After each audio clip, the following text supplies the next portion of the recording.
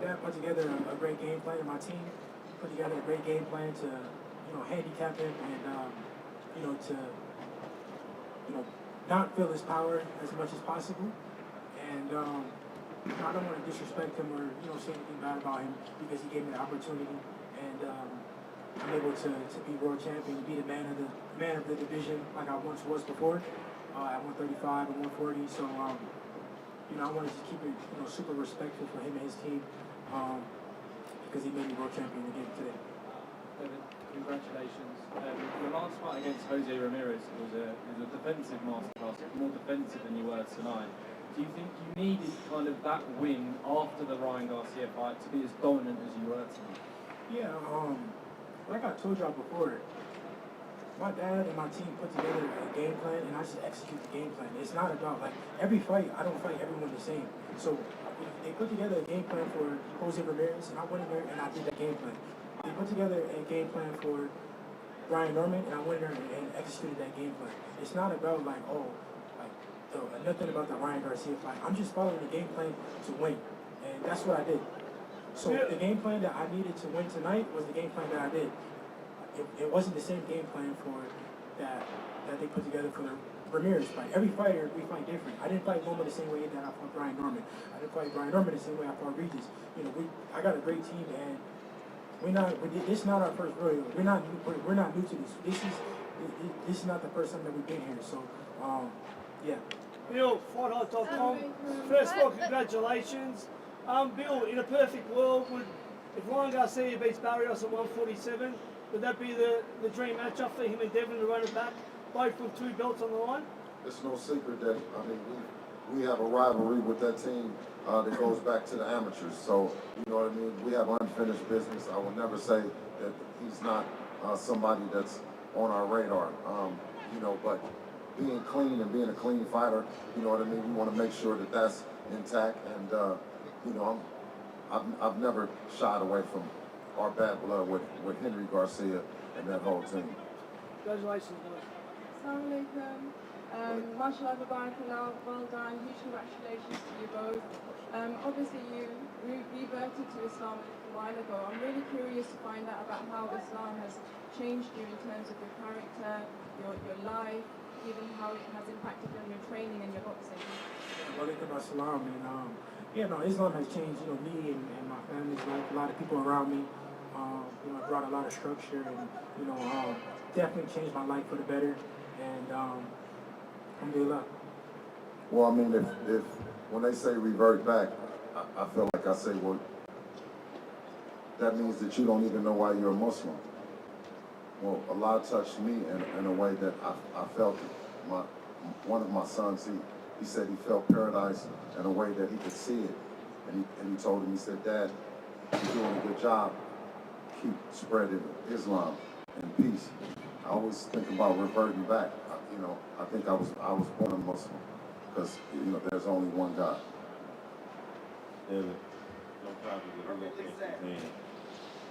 First off, shout out to Mickey Bay, man, because he literally called what we saw tonight. I was talking, me and Jay Prince was talking. Mickey came up and was like, hey, this guy is too damn slow. It's gonna be easy work. And I'm like, hey, Mickey, I don't think he's that slow. He's like, watch. But my question to you, Dev, is, I asked your dad this, he kept yelling, shoulders, shoulders. He didn't tell me what that meant, so I'm gonna ask you, what did he mean when he said that? What was that part of the game? First off, thank you. My dad put together a great team of coaches and, a great team overall, but, Bay is a part of the team, obviously, and, he got me super sharp, this training camp. He got my reflex, he got my speed, up, and, I felt a big difference from, this camp to last camp, and, Nick did a hell of a job, and, so it's my whole team, everybody did a great job. Now, to the shoulders thing, I told him to get the shoulder after it's all done. Yeah. Go give him the sauce, Chef. Man, my dad is a hell of a trainer. And he don't get his credit. He really does not get his credit. I don't know why y'all don't give him this credit. Not only is he, a great trainer to me, but he puts together a great team to bring the best out of. My dad doesn't think that he knows everything. He brings in other guys to, for defense, for speed, for different things to make me a better fighter. And yeah. There are also times in the fight where your dad said you could beat this guy with one hand. Because he dropped him with the right hand, but the jab was the difference maker. Were you almost trying to prove a point, or was it just something that came? Yeah, what I wanted to do was, part of the game plan was to go in there and shock him early. I wanted to shock him early. I wanted him to feel me and to know that, that I was in there and I wasn't playing. Because we generally just felt like he didn't respect me, that he was going to just go in there and try to, bully me, try to violate me. And so that's why we wanted to go in there and get our respect early, and that's what we did. But I wanted to also, get on him, hurt him, and then get on my jab. And I wanted to keep surprising him. And that's what I kept doing. I would hurt him, hit him with big shots, and then, surprise him, get back to my jab. And then, when he would think that I would jab, then I would, come in and throw, big punches. You certainly looked a lot more confident tonight. You say Devin Haney is back. Yeah, I mean, that's for you guys to answer. I feel like I never left. I believed in my skills. I believed in my talent. I never got discouraged. Everyone knows what happened with the Ryan Garcia thing. Everybody knows that I was cheated, whether they want to admit it or not. That was the truth, and that's what happened. No fighter can beat me on an even playing field, and it has not happened before, and it won't happen. So I never lost. I never lost confidence. I trusted in my skills. I got back to the drawing board. I was training, in the dark. I was prepared. A lot of people was writing me off, counting me out. But I kept my head down. I stayed working. I had a big team behind me. My family, kept me motivated, and it all paid off tonight. Well, I have a question. Is one of the cards was 115, 113. Do you guys agree with that? No, so nobody agrees with it. So if we take it in our hands and we pitch a shutout and we don't make it close, where every judge picks us, that's not boxing? Do you guys want me to give him a game plan with his career and everything that he has in it on some bullshit? I mean, what's boxing? What are you guys on? Has it all just got into sports and entertainment, or is it boxing? Radio Raheem? That was the question I was going to ask. That was exactly the question I wanted to ask. Devin, Donovan was sat ringside. We spoke to him before. He watched the fights, and he said he did want you. He's talked about the big Twitter beef that you guys have had in the past. This guy must work for Conor Ben or something. It's no longer, I told you, it's Conor Wynn. Conor, when is he going to do something in boxing that's on Devin Haney's level? I mean, just one thing. Before you start talking to us, man, we did the stadium in Australia. So that doesn't, we did that for Undisputed. We did Lomachenko. But y'all don't understand that. I will fight anybody. I don't care. Like, I really don't care. It does not matter to me. I will fight whoever it is. Whoever y'all put in front of me, it does not matter. Whoever y'all say is the guy, it does not matter. I say he's not the guy, champ. But that's just, I'm saying, for the type of fighter that I am, I don't care. Like, I really don't care. He really doesn't. No, he really doesn't. That's the thing with me and him. I saw you moving in and out and having success right from the start of the fight. But I heard your father say, stay in the pocket, stay in there, stop moving out. To Bill's point, that one scorecard that had 15-13, if you continue to move in and out, are you concerned that the scorecards won't reflect the way you dominate these rounds? I wasn't thinking. I thought I was winning every round easily, so I wasn't really thinking like that the fight was even close.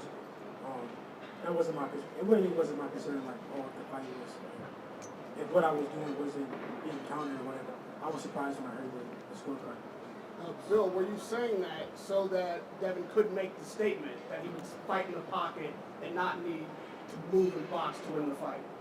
Shout out to Floyd Sr., as well as Mickey Bay, but Roger Mayweather, Eddie Mustafa, Roy Jones, you know what I mean, who we were, we did the, state, what was it, 60? Smooth 60, right? From Roy Jones. We learned a lot of things from some of the great professors in the game. And I'm saying this, that we can do what we want to do in there. He can handicap a fighter in a way that he's not going to do what he does best on that night when you take it away from him. What happened to pugilism? I'm saying is, if we pitch a shutout, that's the part of boxing. But it seems like that you guys want it to be close. You want us to do everything to jeopardize the O. But what happened to the left hook though? Yeah. Everybody said that he had a left hook, and I was a sucker for a left hook, and he was this big knockout puncher, and my jab, he was gonna cook off my jab. He hit me with one left hook. But then listen. So we tried for one time. We go in there with Ryan Garcia.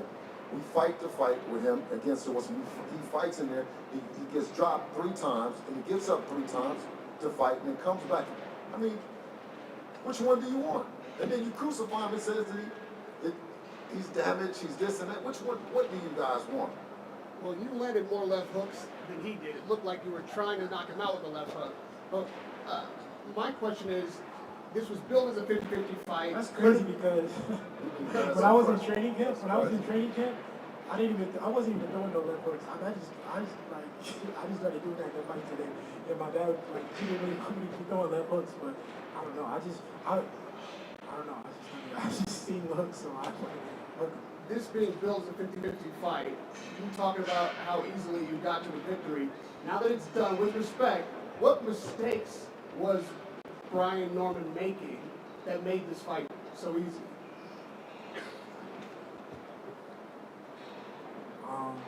I like Brian Norman. I think it for the opportunity. I'll tell you. Shout out to, once again, Virgil Hunter. We've spent a lot of time with professors in the game and learned this craft. They've learned it, unfortunately, in a garage.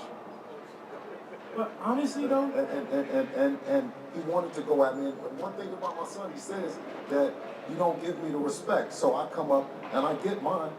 I'm gonna get mine off because you disrespect me all the time. And you say, listen, he was out-coached. He showed up late. He was too cocky and too arrogant. We showed up on November the 2nd as challengers here.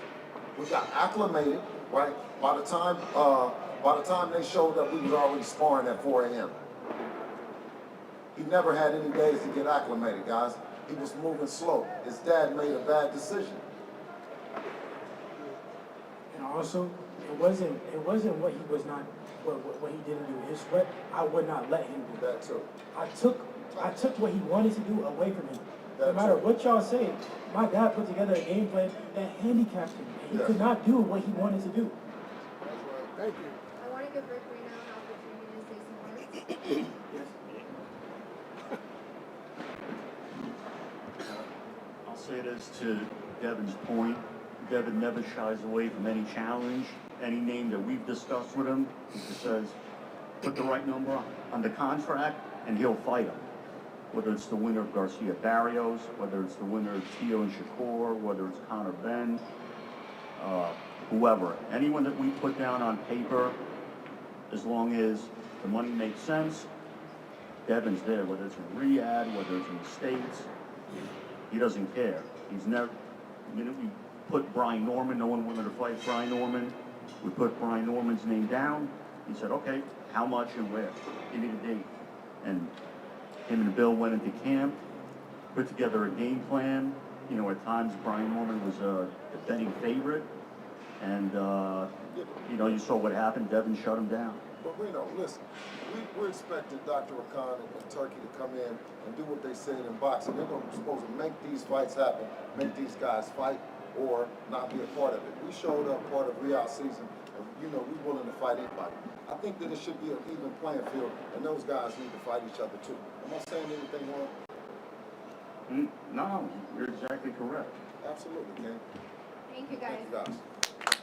3 cheers for Devin Haney, the champ. And then you, 3-time undisputed.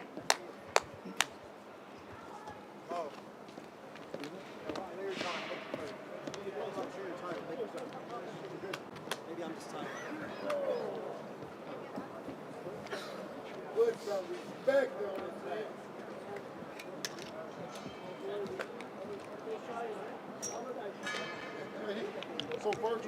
So Virgil don't need no big fight, and there, Boots don't need no big fight, and out there, just little old Devin, little young little Devin, little pillow fisted little Devin. Niggas, y'all cold, Jack. Y'all. Dave. Hey. I'll catch you around, man. Good to see you. All right, I'll see you later on. All right.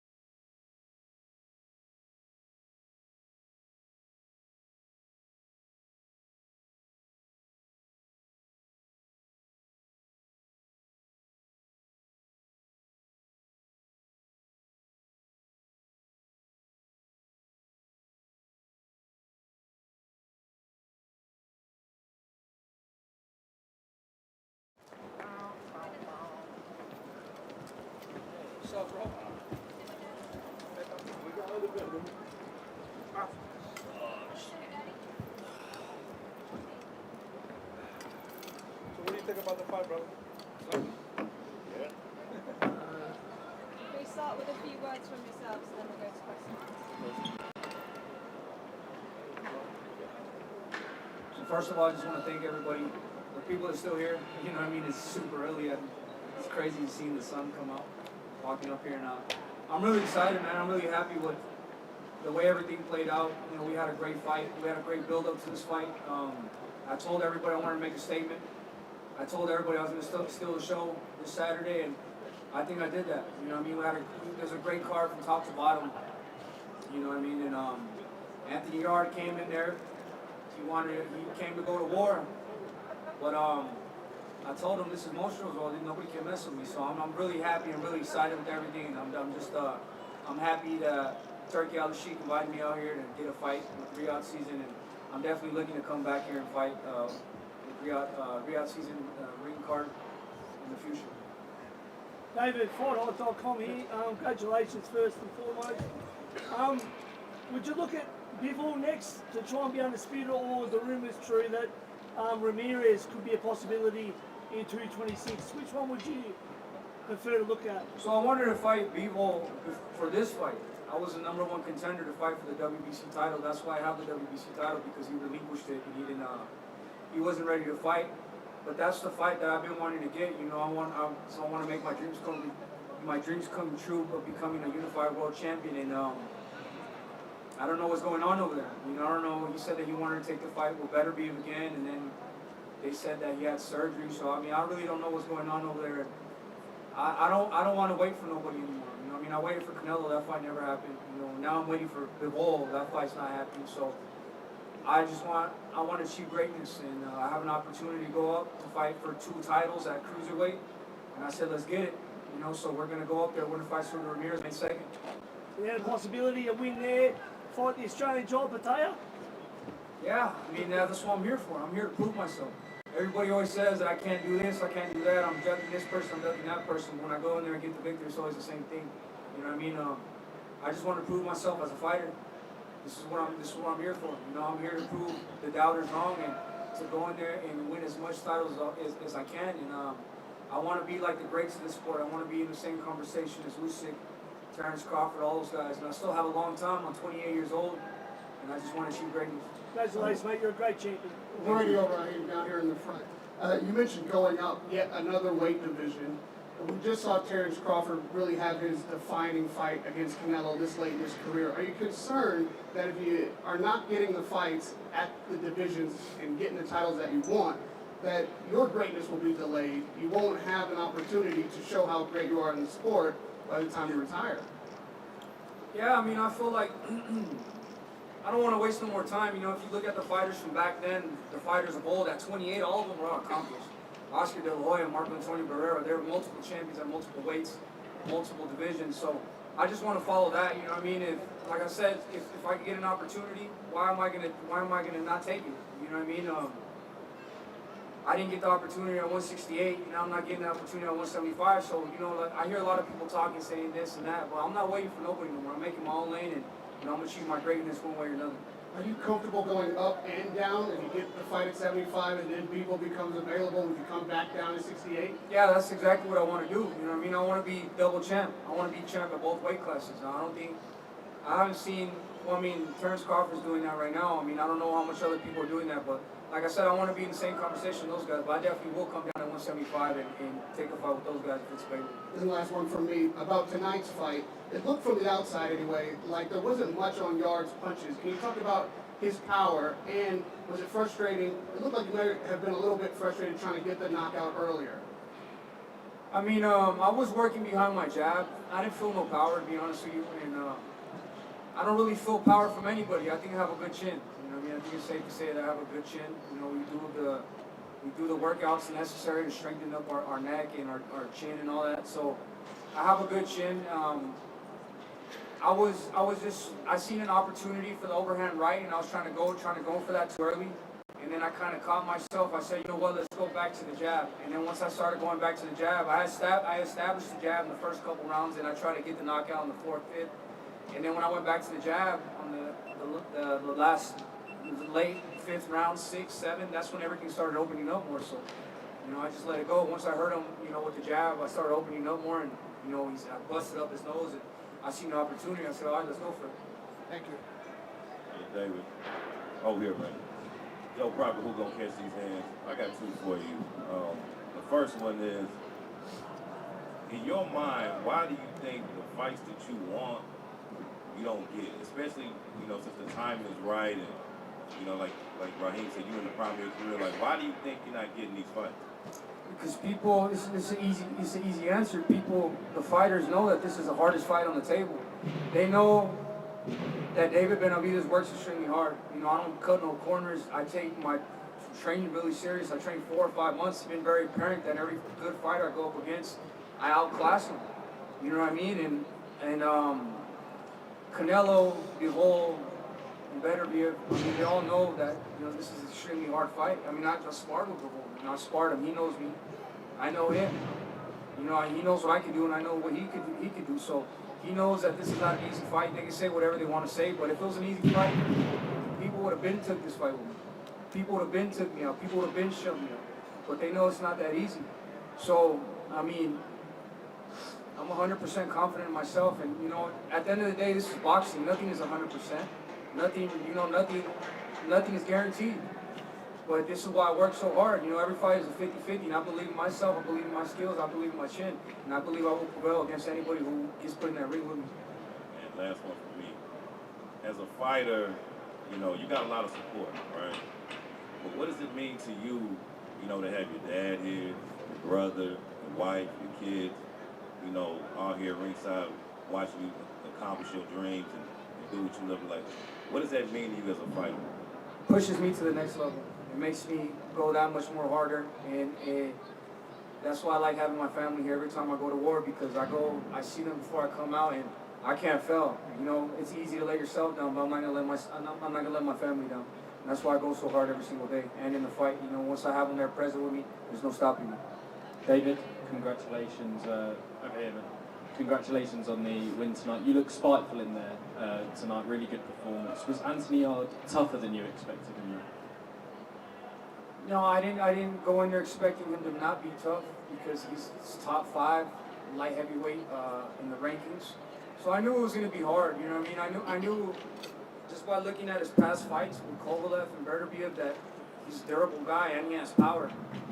So for me, I know I'm strong. I know I could go in there and brawl with him, but I had to work behind my jab. And as soon as I established the jab, I started opening everything up. But he's a tough fighter. He didn't want to go down. Even when I had him hurt in one of the rounds, he came back with a hard shot. Kind of caught me with a nice little shot. So I'm like, okay, let me reset again. But he was everything I expected him to be. Definitely, and I spoke to Abel Sanchez at the beginning of the week, and he reflected on a 15-year-old David Benavidez, Gennady Golovkin. It's a long time ago now, but how do you reflect on the journey from yourself at 15 sparring Golovkin to, a two-weight world champion now? It's been a long, long journey. That was my amateur career. I only have 15 amateur fights, and my amateur career was sparring world champion since I was 14 years old. And I give Gennady Golovkin all the credit he deserves, because he's the reason why I'm the fighter I am today. Because when I was sparring him in there, those were not sparring sessions, they were real fights. And he'd push me to the level, so I'd have to find different ways to block, to get out the way, because, he was punching with everything. So he made me learn more and push my IQ up, just to be in there with them, And I learned a lot with them. So yeah, I give him all the credit. I'm the fighter I am today because of those sparring sessions I had with him. I sparred him from 15 until 19 years old. The last time I sparred him is when he fought Daniel Jacobs. So I learned a lot from that guy. So, hats off to Gennady Golovkin. He's a great man. He's a great champion in and outside the ring. And, I owe him a lot. Thank you. David, just out here. Congrats on the win. There was a nice moment at the end of the fight between you and Anthony, kind of embraced. Are you able to say what you two said to each other? I just told him that I love him, and he's a warrior, and thank you for the fight. This is the thing that I feel like other young fighters could, they could learn from this. It doesn't always have to be bad blood. Obviously, in the ring is different. You go to war, but after you guys go to war, you guys can embrace each other. You guys can be brothers after. I think that's what makes the sport of boxing so special. I don't know if you guys caught it, but I think it was like the round 5, round 6. I told him, you wanted to go to war, you wanted to shoot out, right? This is what you want. And he's like, huh? He's bloody. He's bloody. You know what I mean? But I told everybody, people don't think I'm like that. I showed I'm really like that. Yeah, and obviously you mentioned there how brave and tough Anthony is. Would you like to see him carry on fighting? It's up to him. It's not an answer a question I can answer. It's up to him. He took a lot of punishment tonight. He took a lot of punishment. And at the end of the day, he's been in there 3 times with 3 different world champions, and he takes a lot of punishment. He has a lot of heart, but it's up to him. If he wants to come back, that's an answer you have to a question you have to ask him. Hi, it's Aisha from Green Diamond Boxing. Benavidez, huge congratulations and well done on your win today. I absolutely loved seeing you with your family, your son and daughter coming as well. It was so nice to see them.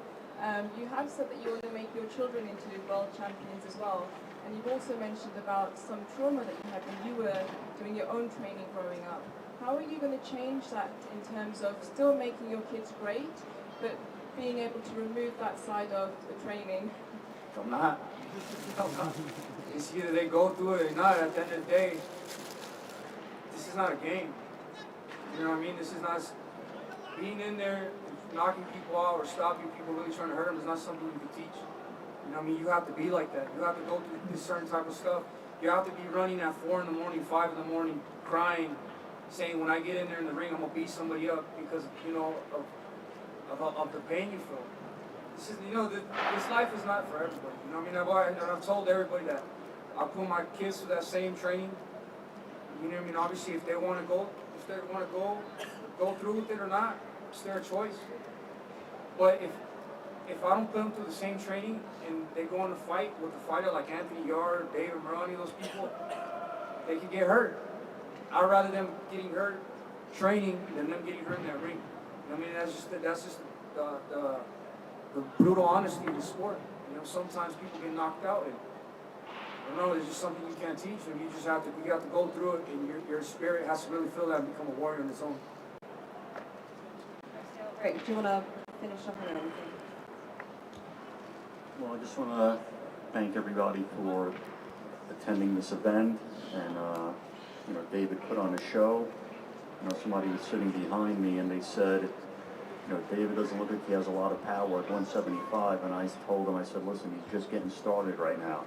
I said he's going to chip away and chip away and chip away until there's nothing left. And towards the end, there was nothing left of Anthony Yarde. There was nothing left. And when he went down the first time, I said, he's done. I was like, the fight is done. I thought his corner was going to pull him out. They sent him back out, and it would have just gotten worse, a lot worse, if the referee didn't step in there.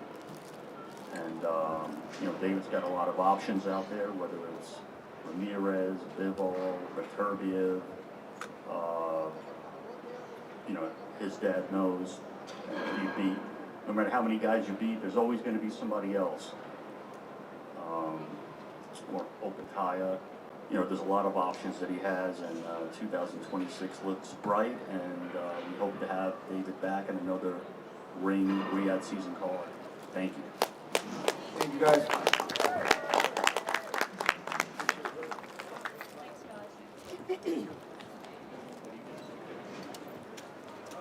Media Boss.